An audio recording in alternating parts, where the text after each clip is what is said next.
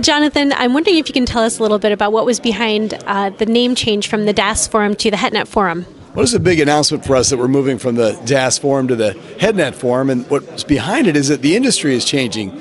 We're seeing an explosion of different sizes of antennas, from the large macro sites to small picocells, femtocells, Wi-Fi, DAS. All of it is part of this broader HetNet ecosystem that is going to be filling in every corner, every gap, everywhere to make sure there's capacity and coverage in every nook and cranny of this country and even around the world. So we needed to bring this along.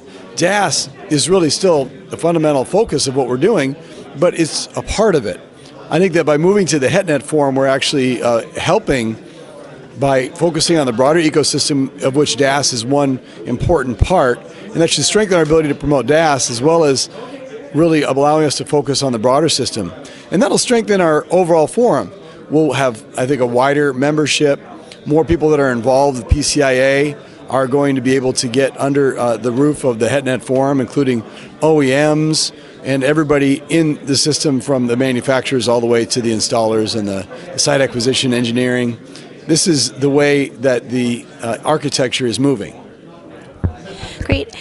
And can you also tell us about some of the policy changes that that you folks have been instrumental in working towards this year?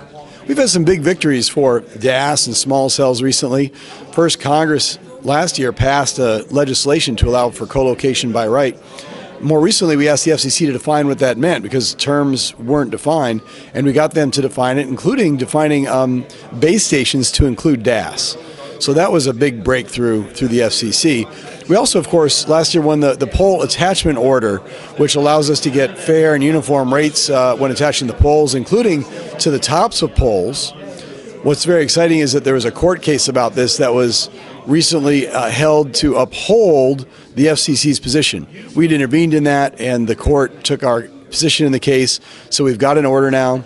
Now we're moving to work with states to educate them about the importance of pole attachments and allowing their consumers, their constituents in the states, to have access to ubiquitous, widespread broadband coverage. And that's going to require that we have easy access at fair rates to poles.